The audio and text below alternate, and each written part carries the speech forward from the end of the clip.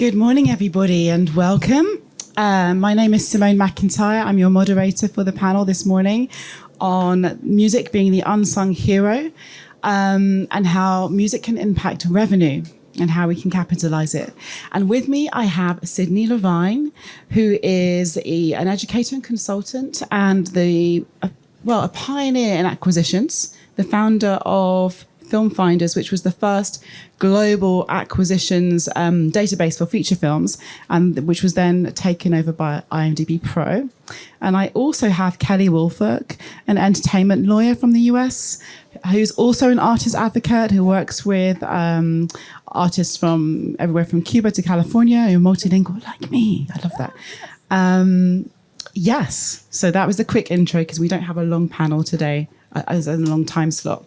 So my first question is going to be to both of you: how does music play in a pitch to a streamer or a studio? How does the soundtrack fit into the pitch?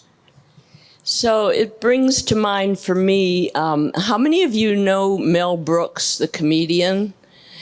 Okay, so when Mel Brooks of Blazing Saddles, Young Frankenstein, the producers, when he pitched the producers to 20th Century Fox, he jumped up on the table and started singing one of the songs from Springtime for Hitler, I think he started singing. And that was his beginning of his pitch. Outrageous, but of course it worked. I can't talk about a classic pitch using music, but I can promise you that Ryan Coogler, when he pitched, used music as the lead pitch.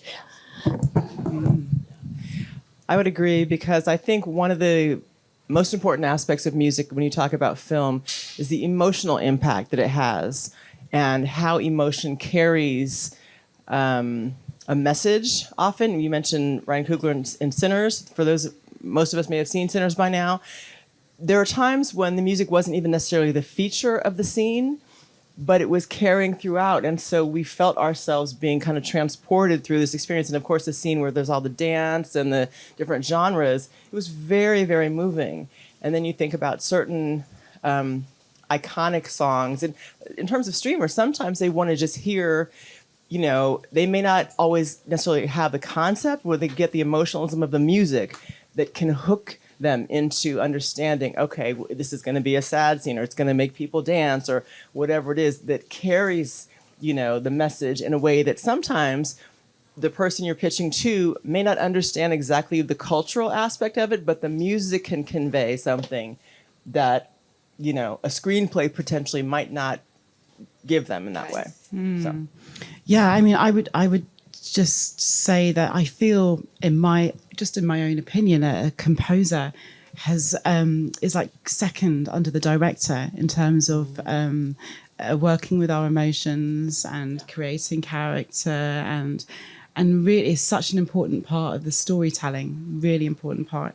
Going on to another subject, do you think that a soundtrack can just create an entirely new revenue stream? Absolutely. And which ones spring to mind?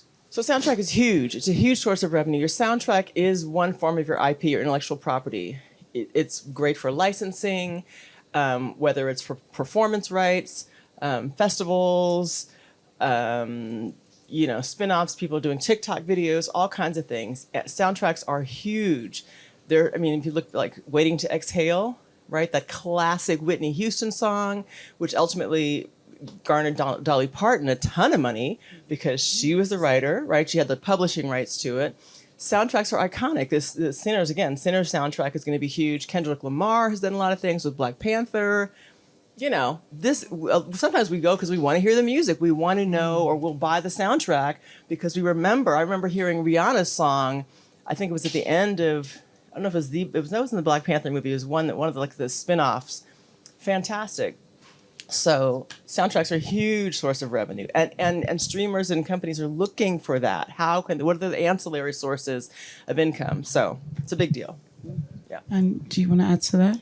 Well, I know that they last sometimes, maybe I'm anticipating another question you're going to ask, but soundtracks sometimes outlast the movie. I loved Black Orpheus. I know the classic Greek story of it, but I cannot quite remember, but I could immediately sing the song. If you asked me, I'd sing it right now.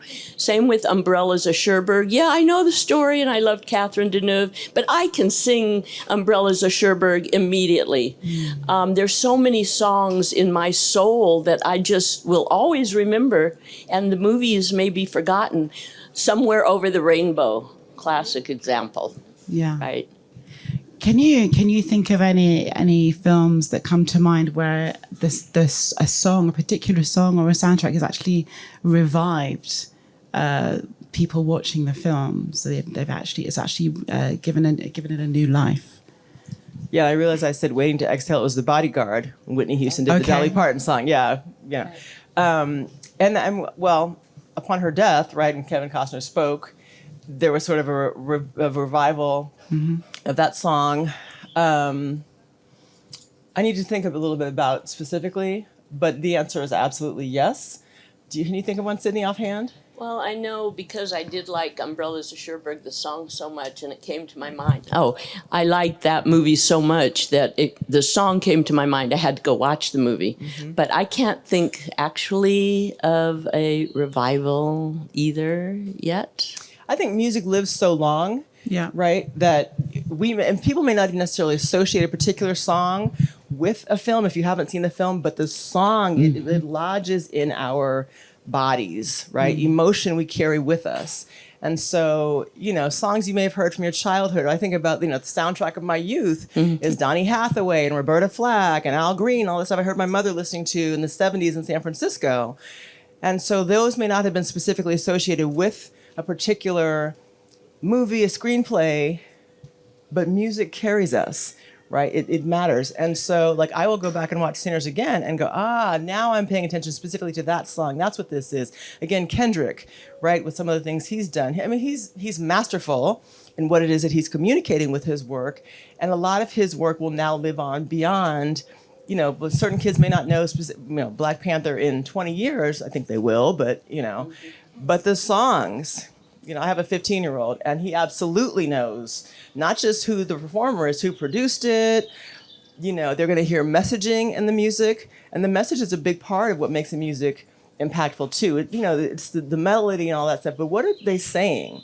People are paying a lot of attention to that now, especially around a lot of the politicization of what's happening, the messages that these movies are carrying. The music is also infusing that too. Even if you can't hear the lyrics necessarily while you're watching a film, you're feeling it. You're being made to feel a certain way, and that's really impactful. So definitely giving us a reason to go and rewatch, especially when one of our favorite artists passes or something. So definitely lending to repeat viewings, which then is leading to new revenue, or revised revenue. You would say.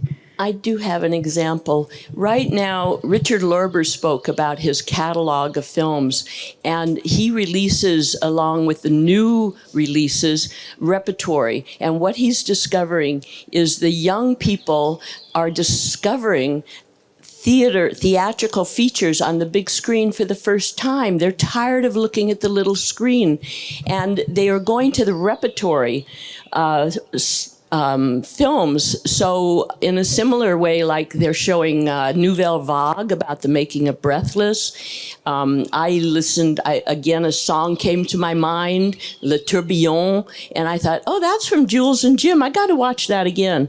Well, the young people are doing that and thinking they're the first to discover these movies ever. So there is this renewal of repertoire movies through the music or through but it's usually the music. 50% of our senses when we're watching a movie are what we're hearing. There's 50% visual and 50% hearing. And the storytelling methodology has always been through song anyway, chanting the story of the Odyssey or the griots or whatever. It's always integral. And what about sync placements? Would you say they're just as powerful in affecting career for both the musician and the film. So sync issue. Now I have the legal part comes in. Synchronization rights are huge. Synchronization rights are permission that you get from the publishing company to use to place music in a video, in a movie, in whatever visual format. You must have sync rights.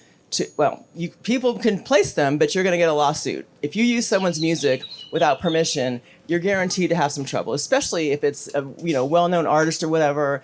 And even if you're not necessarily placing music, you have to have permission to revise a song. When Pharrell Williams and Robin Thicke did Blurred Lines, there's a huge lawsuit that Marvin Gaye's estate brought against them, and the estate won. And the estate ended up, to this day, they are now receiving 50% of the royalties from the song Blurred Lines. And that's not sync, because to my knowledge, Blurred Lines has not been used in any visual medium, movie, TV, whatever. But that's what synchronization is. They refer to it as sync rights. And that's huge. There's a lot of revenue in sync, right? Naturally, depending upon where this is going to be used. And again, whether it's TikTok, it's a TV show you're watching, obviously the movies are the big thing, but that's one of the things too, is that you have to make sure your rights are cleared. Nobody's going to touch your project if they suspect or you can't prove to them that you've already gotten this clearance. So that's tremendous. I was just for the record, in-house counsel for a TV production company for a decade. And that's one of the things that I would have to do, is make sure that those kinds of clearances were in place to prove to whether it was a network or whomever that we could use even a snippet of a song. So if you don't have the money, for example, to do that, you may not have the budget to come up with an original score then, or get an artist who's up and coming, who's just happy to have his or her music placed someplace, and then you'll have the ability to make it work that way. I'm just thinking I was reading about Tim Burton when he was doing Batman, an early version of that, and he put in some early Prince tracks. And then that prompted Prince to write the whole soundtrack. It's like my favourite soundtrack. That's why I know. The one with Michael Keaton, the Batman. Because he was like, no, you can't have old. You've got to have new. So of course he wrote a whole score, which was just amazing. On that note, the composer for the Tim Burton films said to the producer, "Do you mind," and got legal permission, "if I take this music and do a live orchestration in another place?" And that gave rise to huge orchestras playing at the Hollywood Bowl, these movies. And it was a huge revenue stream. And now the producer's very careful not to say to the producer, that's why the composer, "Yeah, you can go and do that." And that's why every composer has to have a lawyer like you who knows that composer can still guard the rights to certain plays and whatnot to make more money. So when you talk about composers, the sheet music, that's a separate IP, right? That's a different type of property that can be a revenue stream. You mentioned the Hollywood Bowl, a very famous venue to hear music in Los Angeles. I was there for a performance of Star Wars, but it was the orchestra version of Star Wars, and people had their lightsabers and stuff. That's a whole revenue stream for whoever owns the publishing rights to Star Wars. So when you're talking about, music that brings back, I haven't seen Star Wars since I was, I don't know, I got my little gray hair, but it's been a long time, right? But we remember that the music, everyone can sing the theme or hum the theme to Star Wars.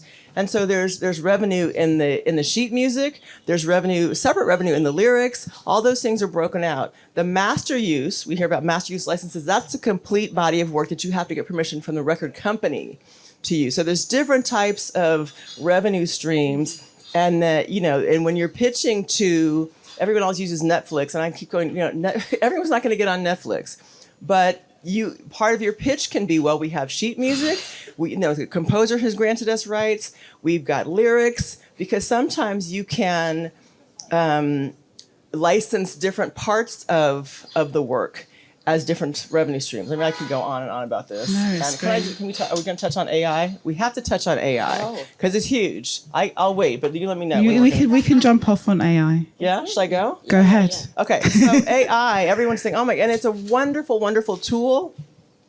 Be careful with AI Because what we can do, whether you're using it to touch up your script or what have you, and if we're talking about music now. So if you want to enhance or alter a musical work, you may run into trouble with that because there's issues around ownership. Who owns the new product? Who owns the new version of whatever it is? We've been mentioning TikTok. So if I do a 30-second TikTok dance and I'm using a Beyonce song, but I've changed, my brother is an artist and he's changed some of that, they're going to, you already know Beyonce's people are coming after us, even though we go, no, well, we changed it. The issue is that if you are impacting another artist's commercialization, the ability for them to reap what they have earned, what they have rights to, even though it's changed, you're going to get a copyright infringement lawsuit. There's a defense to copyright lawsuits called fair use. When you say, well, I was just using it for this purpose, or I was doing it for educational purposes. There are some ways that you can kind of get out of that. The likelihood is that that's not going to work. Not fair use. So that's a whole class on that. But the issue is with regard to AI, if you are altering someone else's work, that doesn't mean that you've now created a new work that you can monetize. It's not that simple. So be careful. Again, create your own original thing, whether you have musical talent yourself and you're going to do it, or you're going to hire someone. If you got a low budget, find someone who knows how to create something where you're not infringing upon someone else's rights. That's pretty much the short story. Yeah. Do you want to comment on that, or the AI? No. Oh, I do have one thing. If you're the composer and your movie is acquired by someone doing catalogs and using AI, using all these movies as a model to make the AI exemplar of the greatest action adventure movie, whatever, your rights are being impinged upon. So when you make your deal for your music to go with the movie, you have to guard your own AI rights right there in that movie contract too. It's very complicated. Well, AI is new. It's still emerging. It's not like a fixed medium or technology yet. We don't really know exactly how it's going to work, but definitely people are, bumping elbows to guard those rights. So, be careful. So now we have more social media than I think, did we have TikTok 10 years ago? I don't remember. But so now is it a thing where people are thinking, okay, we're going to push this trailer via everywhere, especially on TikTok, and is it thought of in the packaging at the beginning with the music on the trailer to boost the film? Is that something that's happening? I think it should be. Yeah. I tell people, begin with the end in mind. So if you want to pitch a film, you want to pitch something, a TV show, this goes into, you're talking about distribution the other day, right? So you can't just think about your project, your beautiful idea, you're super creative, that's a lovely thing. But that's why we're here, because the business people are like, okay, but remember, this is a business. People want to know, great, even if you get the financing, then what? You have a beautiful package just sitting there, who's going to show it? How do I get my money back? So you want to think about revenue streams. How are you going to get that, right? So yes, whether it's TikTok and not, again, the revenue, but is it protected? Have you secured your rights? How can we monetize this? Is it just the music? Is there now some choreography that goes with it? Choreography is its own IP, right? All these different things can be monetized. So, when I think of choreography and IP, there was a video game some years ago. You guys know, the Molly Wop, whatever, some dance at the when they throw the football down, they do some kind of dance. My 15-year-old over here, he would know anyway. But there was a whole big dispute about that because I don't know if it was Sega, one of those video game companies, was using the animated version of this guy's dance and didn't pay the player who did it. And so I know that's not necessarily music, but again, in video games, that's a complete source of music revenue. Huge. All these gamers out here now, gaming is a whole nother basic industry just in terms of the music and everything. So I don't even know what the question was. I'm sorry. Just start going on this stuff. But yeah. It was about, is it premeditated that we're thinking about TikTok campaigns with the music ahead of a release to garner? Yeah, it's really important. Studios are intentionally seeding songs onto TikTok. And when it all began, like YouTube, kids would take songs from YouTube, put them on YouTube, songs from other places. And Warner Brothers actually made a deal with YouTube. And I know because my niece, it was her first job ever. And they would either look at those TikTok today, YouTube then, snippets that kids would put up, and they'd say, this is good, we'll add advertising, and we'll make some advertising money from this clip. Or they'd say, this is bad, we're taking you down because you're a pirate. So it works the same. The studios are seeding like Barbie used a danceable track, this is quoted, like Dua Lipa's Dance in the Night in TikTok-friendly choreography. And virtual audio leads to more user-generated content, which acts like unpaid advertising. I want to say one more thing about revenue coming from like streaming platforms, TikTok, all that. I mentioned this the other day. Streamers, not just streamers, but companies are very much interested in growth. In some cases, growth over profit, meaning that even though they may say, I'm going to make $100 million on this, you know, if they're going to grow their audience base by 50%, that is really invaluable. We can't quantify that. So if you come to them and you say, look, I've got this many, the name of the game is customer engagement. If people are able to kind of get in on what you're doing. Oh, if there's a meet and greet and I can go meet so-and-so, or there's all kinds of different ways to get people engaged.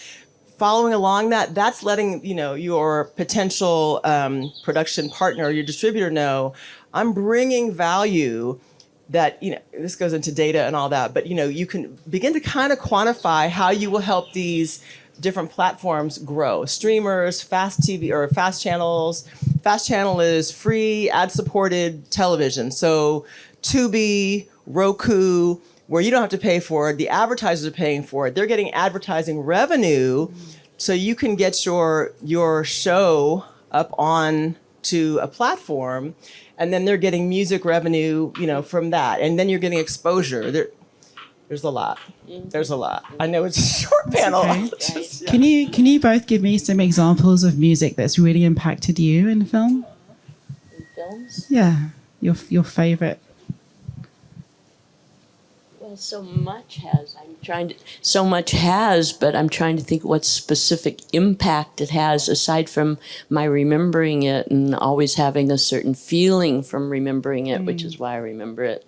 Like I said, Black Orpheus or Umbrellas or Scherberger, Somewhere Over the Rainbow. Doesn't that still move you? Yeah. But I can't think of other more specific. So I went to the Spike Lee party last night. Aha, tell us. I'm a Spike Lee fan. Yeah. I was in Spike Lee's second feature film, School Days, woo woo. The beginning of Do the Right Thing. Didn't with Rosie Perez and Fight the Power.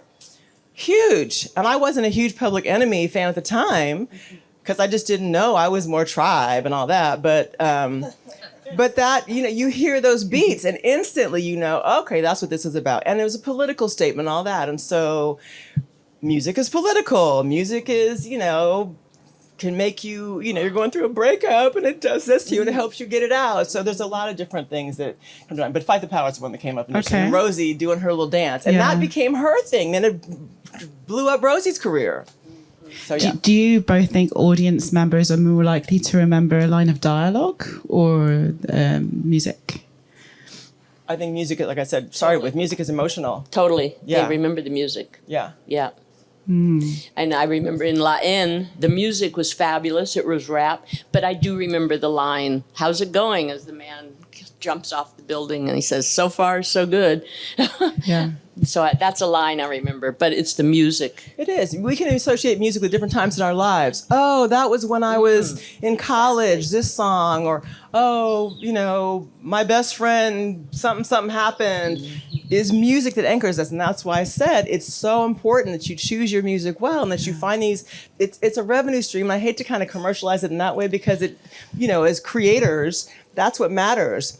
But again, it's a business. And so if you can connect the dots for these people to help them understand the emotion, there's monetization in that. There's a lot of value when you create emotion because people, we are humans, we are connected, and music is part of what connects us. So I'd like to say one other thing. I brought film music into the film market 2 years ago into the Berlin film market, and then Prudence and I brought in Afro film music into the film market because I think the film market streams are kind of, I mean, they're going new places with the new media, with TikTok, etc. But music has yet to make its impact on the film market, and I think it'll really help the film market if they open their doors to understand 50% of our perception of a movie is through our ears. I would be remiss, one more thing, if I did not mention Afrobeats. We're here at AfroCannes. I got to talk about Afrobeats. I read an article recently that said that Afrobeats is now the #1 genre of music in the world. Huge, huge.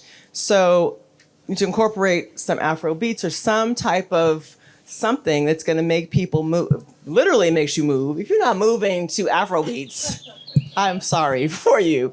But it's a huge revenue stream. That is one of the reasons I brought Afro film music into the film market, because you take Nigerian films and they don't use their own music. And there's a reason they don't, because those composers can make more money putting it on YouTube, Spotify, which they make very little money on, another problem.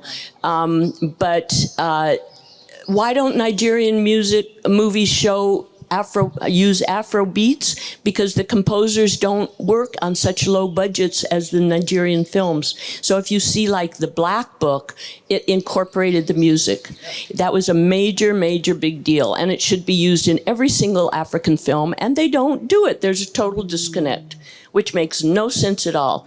So that was why AfroCannes and Afro Berlin were so important to me to be a part of. I needed to bring that music in. Do we have any questions from the audience? Oh, we have one at the back. I know as an independent. Oh, she's coming. He's coming to you.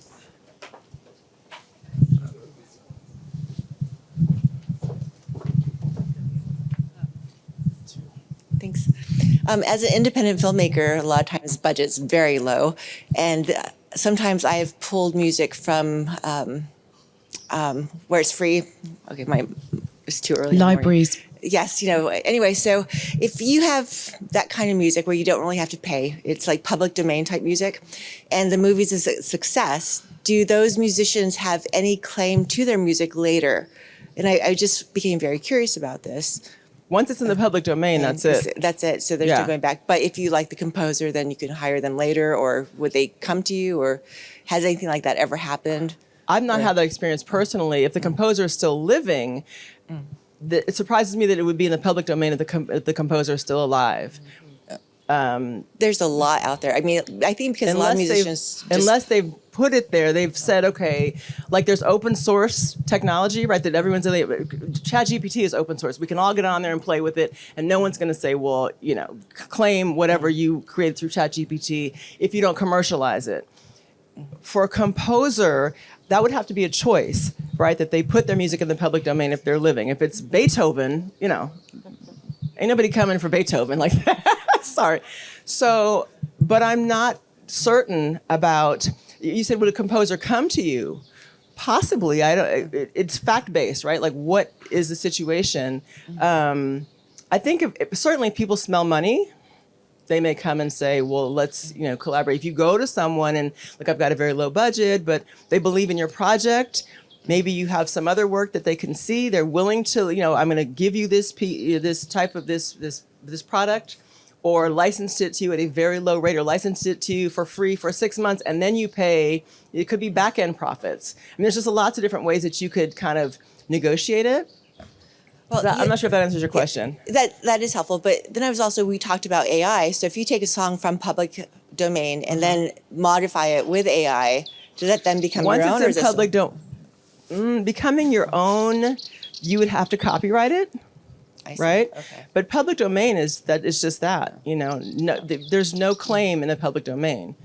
Yeah. Okay. Well, I was just curious because as when you're really stretching those dollars, you're trying to figure out what you can get away with. Right. So hopefully all artists should be paid for everything, but we do what we can. That's the idea. Okay. Yeah. All right, thank you. Any other questions?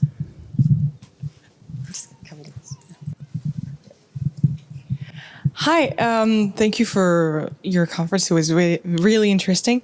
I was wondering, we've seen a rise of interest in like musicals after movies like Wicked with Cynthia Erivo, for example. I was wondering if that changed anything in the music, and not industry, but like the links between music and movies, and how it was different from. I was going to say normal soundtracks, not really normal, but you know what I mean. Like, thank you. Is this on? So, yeah, I mean, take Ryan Coogler's Sinners as the beginning. And the music is the basis of the whole movie, but it's a genre movie, musical. He's breaking all the barriers in that movie. Yes, absolutely. And I'm wondering, where is that musical where you can sing all the songs? I mean, I could not sing another song from Barbie except maybe the first one. I used to know every single song in these musicals, and we need another. And it's going to happen. But it's going to take some original form, I guess, like the one you're going to make if you're interested in musicals. I would say that I think the industry is now recognizing that there's like a resurgence of musical, because some people are like, oh my God, a musical, they're going to sing again. It hasn't been a favored genre or format for a long time, but it's changing, I think, in a large part because the music is changing. It's music that's really appealing, as opposed to some of the older musicals that didn't, at least with younger folks, they're not relating to, some of those old, what we think of as musicals. But now it's like, oh, wait a minute, this is really good. And so it's like, it's a standalone product. The music speaks for itself, right? And then you combine it with the visuals and you have a whole spectacle. So again, that's why I say really be careful, but not cautionary careful, but be thoughtful, I should say, about what music you're choosing. What do you want to convey? The swelling, sounds of something. Use that. That's going to help you sell your product. Help people see your vision through helping them feel what it is that you want to convey. Again, using Ryan Coogler, you're a young filmmaker. You have young friends who are all trying to make it. Find your composer. Ryan Coogler's composer, Gudmundsson, was a student with him at UCL at USC, and he has done every song, every soundtrack with Coogler. There are a few people like that. You find your peers, and you don't have to use other people's famous songs. You are going to become the famous song other people want to use. So use your peers in creating your music soundtracks. And use your peers to see what they think. Is this conveying what I think it's conveying? Because you're attached to your baby. But is someone else feeling that? Find out. Find out. And I would say use people you trust. If you're it's protection, all that stuff, that's another conversation. But yeah, use the resources that you have available to you now. Thank you so much. Before we go, can you both tell me what soundtrack you think we need to have in our collection? Sinners. Okay. That's kind of an easy one. We mentioned that one, another one. We did. I'm thinking catalogs, right? Like there's so much music now that's available in catalogs. Let me, Sydney, you can go first on that one. I don't know. I don't know either. I got to say, the last musicals I've seen, except for Ryan Coogler, I can't remember a single song of theirs. So I just go way back to my younger memories, and I keep saying it here and all the time. Tell us, and we'll go into we'll go check it out. You mentioned Black Orpheus. Okay, it brought samba. It's brought a samba craze. I mean, all we danced was samba for years because of that. I mean, I already named the ones that come to my mind. Parapluie and Greece. Okay. Yeah. Bridges of Madison County, yeah. All right. oh wow.